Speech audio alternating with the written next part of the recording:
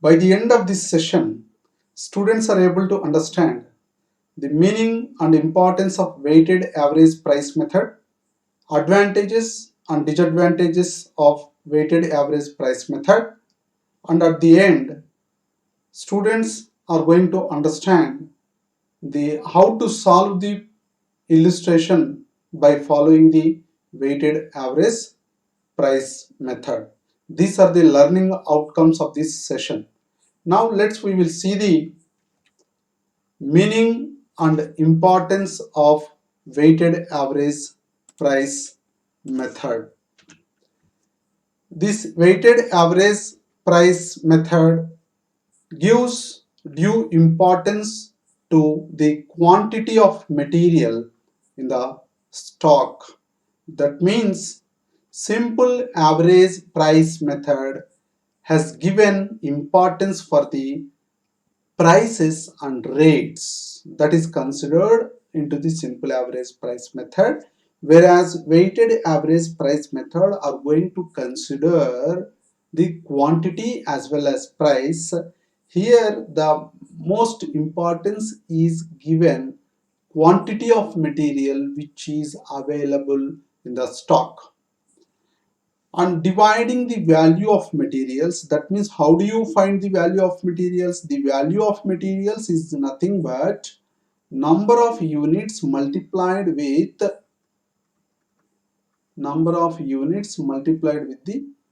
price per unit. Price per unit. Then we will get the value of materials in stock by the quantities of material in stock. That means we are going to calculate the weighted average price for issuing of raw material is value divided by quantity. Then we will get the weighted average price. That each issue of goods consists of a due proportion of the earlier lots. That means earlier whatever the receipts which we have received, all these lots are going to be considered into the quantity. The formula for calculation of weighted average price is value of material in stock, divided by quantities of material in stock. Then we will get the weighted average price. Weighted average rate is calculated each time when a fresh lot is received. That means in the simple average price method, we have calculated the issue price on the issue date, whereas in the weighted average price method, we are going to calculate the issue price as and when the purchases happen and the lots or batches of quantities of raw materials is received into the firm, we need to calculate the weighted average price. That means these two methods are exactly working. Under the simple average price method, issue price is calculated on the issue date, whereas issue price is calculated on this method, under this method, that is weighted average price method, at the time of purchases. At the time of receipts only, we are going to calculate the issue price in this method. That is the basic difference between the weighted average and simple average price method with respect to the calculation of issue price. Issue price are calculated at the time of receipt of material and not all the times of issue of materials. So the issue price is calculated at the time of receipt of material but not all the times of issue of material. We need to calculate the issue price only at the time of receipt but not at the time of issue of materials. This is useful when the quantity of material in each lot purchased is not uniform. That means the purchased lots are uniform, simple average price is preferable. When the raw materials purchased is not in uniform, this weighted average price method is going to be adapted so that it is going to be more useful, more appropriate for finding out the issue price of raw materials. Advantages: easy to calculate and operate. This method is very easy to calculate and operating also. and closing stock value is acceptable. Under this method, the closing stock value is going to be acceptable because this method is considering the price as well as quantity, and value is taken into the notice by considering quantity as well as unit price. Hence, the closing stock value is acceptable. When the prices fluctuates considerably, it smooths out the fluctuations. Most of the time, we don't expect the stable prices in the market. Always the market prices are going to be fluctuate, and these fluctuations are going to be smoothened by adapting this method. Hence, this method is going to be more appropriate to adapt because the prices are not going to be stable in the markets. And this method is more logical than the simple average price method. This is more logical to follow when it compared to the simple average price method, because simple average price method does not consider the value and quantity. It considers only rates, that does not give meaning, proper meaning, than compared to the weighted average price method. Hence, this method is strongly acceptable than the simple average price method. This method is more logical than the simple average price method. These are the advantages. And then coming into the disadvantages, the issues are not priced at current market price. And this is happened with simple average price method also, because we are going to calculate the by taking the value and the quantity, then we will get the price. That price is not going to be current market price or actual price. So the issues under this method are not going to be priced with the current market price. This is an advantage when we are following this weighted average price method. Issue price of materials does not represent actual cost price, and therefore a profit or loss may arise.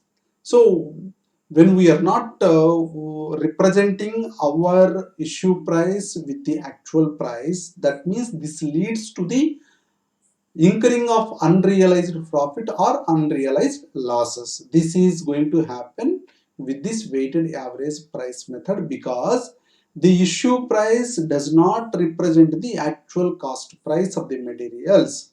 Due to this, the firm is going to incurring the unrealized profit or losses, and it involves considerable amount of clerical work. The clerical work is going to be improved a lot. Clerical work is going to be increased a lot. So because of calculations, laborious calculations are going to be happen when we are purchasing different uniform sizes of lots of materials, and different types of raw materials, and different times of we are purchasing raw materials, then automatically it involves the more clerical work to calculate the issue price. This is another advantage. These are the advantages and disadvantages of the weighted average price method. We will solve the one illustration. X Limited furnishes the following stores transactions for July 2020. July 1st opening balance 200 units, value 2000 rupees. In this case, the unit per unit value is 2000 divided by 200. 2000 divided by 200, 200, 2020, 2 ja, 2 10 ja, that is equals to 10 rupees per unit in this case. And July 4th receipts from B and Co. Goods receipt note. Goods receipt note number is 11, 300 units at the rate of 12 rupees per unit. July 7 issues requisition number is 101, 400 units. July 10th receipts from M and Co. Goods receipt note number 12, 400 units at the rate of 14 rupees per unit. July 19th issues requisition number 102, 300 units. July 22 receipts from N and Co. Goods receipt number note number is 13, 200 units at the rate of 16 rupees per unit. July 28 issues requisition number 103, 300 units. prepare the stores ledger using weighted average price method. The formula for calculation of weighted average price method is value of material in stock divided by quantities of material in stock. Now we will prepare the stores ledger of X Limited by following weighted average price method. The format is same for the preparation of stores ledger under any method, that is date, particulars, receipts, issues, balances.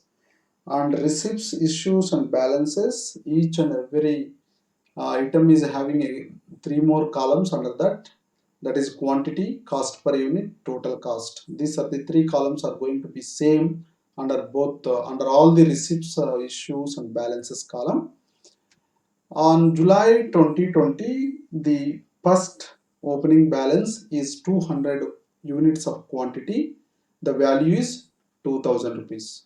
2000 rupees divided by 200 rupees, then we will get this 10 rupees per unit, which is not given in the problem. We are supposed to find out by dividing the 2000 rupees divided by 200 rupees, then we will get 10 rupees per unit. Now receipts from B and Co. Goods receipt note number is 11. We purchased goods from B and Co. company, B and company, that is 300 units with the rate of 12 rupees per unit. That becomes 12 3 36, 3600 rupees, the total cost for purchasing of 300 units. Now already we are having the balance of 200 units and again we purchase 300 units of raw material. All put together 300 units plus 200 units, it becomes 500 units balance, and 2000 rupees cost is already there as a balance, and the present purchased cost, total cost is 3600. This 3600 plus 2000, then it becomes 5600. That means already balance amount is 2000 plus 3600, it becomes 5600 rupees. This 500 units of raw material is already existing 200 units of quantity plus 300 units of raw materials purchased becomes 500. Now we need to find out the issue price on the receipts date, but not the issue date. We have to calculate the issue price on the receipts date itself. Whenever we purchase raw materials, that means we are going to receive the raw materials on the same date, we have to calculate the issue price. How do you calculate the issue price? Issue price is a formula is given for the weighted average price is value of total material. The value of total material becomes 5600. How do you get the 5600?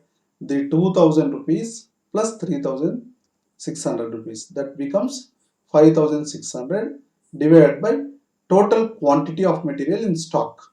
Total quantity of material in stock is 500. So 5600 divided by 500, then we will get the 11 rupees 20 paise. This 11 rupees 20 paise are going to be adapted in the balance column.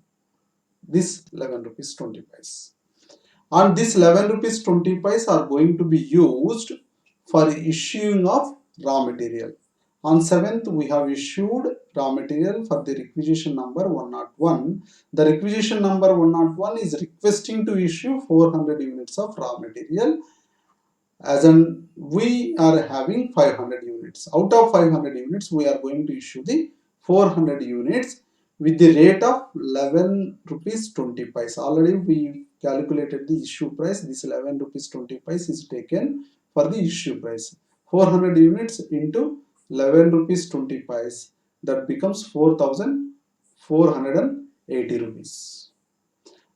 After issuing the 400 units, what is the leftover stock in the balance? 500 minus 400, then we will get the 100 units multiplied with 11.2, that means 11 rupees 20 paise, then we will get the 1120 rupees. This 1120 rupees, when we are multiplying with the 11 rupees 20 paise with the 100 units, we will get it. In another way, we will do it by deducting this 4480 rupees from 5600. Also, we will get the 1120 rupees. Like this, we have to calculate the issue price, and by using this issue price, we have to issue the raw materials. And again on 10th, receipts from M and Co. Goods receipt note number is 12. Receipts is 400 units with the 14 rupees. So 400 into 14, that becomes 5600 rupees. Already we are having 100 units. 100 units and purchased material is 400. This 400 plus this 100, it becomes 500 units. 500 units, and now what we need to do is we have to total the balance, that is total cost also has to be added. 1120 rupees plus 5600, then it becomes 6720 rupees. This 6720 rupees divided by 500 units, then we will get the 13 rupees 44 paise. That means 1120 rupees plus 5600 rupees plus total put together 6720 rupees divided by 500 units. We will get the weighted average price for issue is 13 rupees 44 paise. This 13 rupees 44 paise is going to be used for issue of raw materials. On the 19th issue, the requisition number is 102. How many units they are requesting to issue? 300 units are requested for issue. We are going to issue the 300 units with the 13 rupees 44 paise. That becomes 4030 rupees. What we need to do is we have to multiply with the 300 units into 13 rupees 44 paise. Then we will get 4032 rupees. And out of 500 units, when we issued 300 units, the leftover stock is 200 units. This 200 units multiplied with the same issue price, that is 13.44, then we will get the 2688 rupees, or you can find out in another manner by doing it. 6720 minus 4032 rupees. When you deduct this issue value, we will get the balance value, that is 2688 rupees. Now on 22nd, again receipts from N and Co company. The goods receipt note number is 13.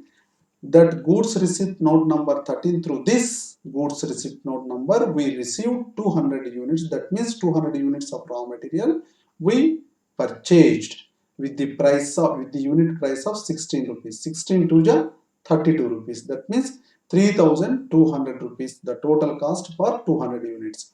Already the raw material which is available in the balance on 19th is 200, and purchased again 200 units on 22nd. So both put together 200 units on 19th and 200 units on 22nd, all put together it becomes 400 units.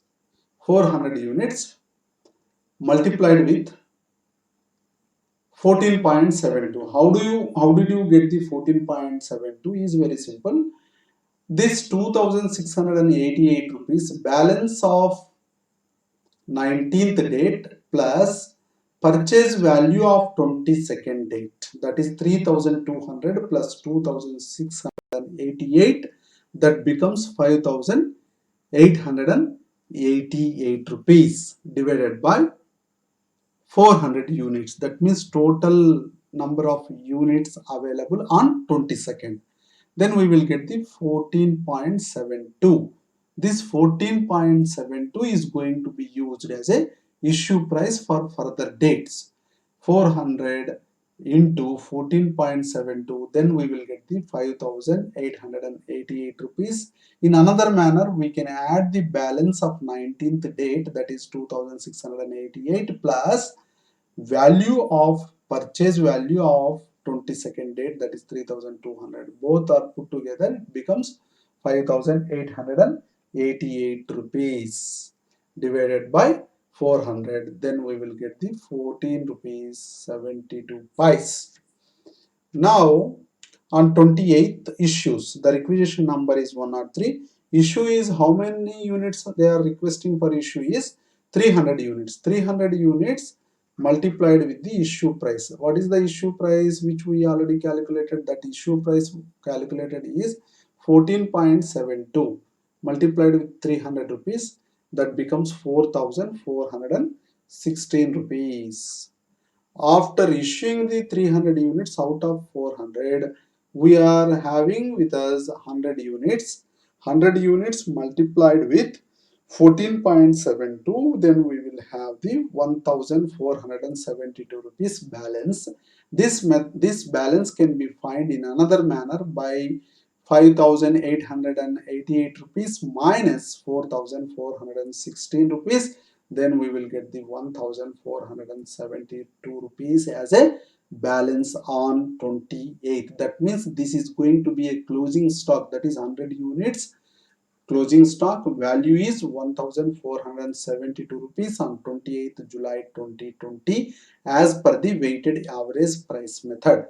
Like this, we are supposed to calculate or prepare stores ledger under weighted average price method. Thank you. Thank you for watching this video.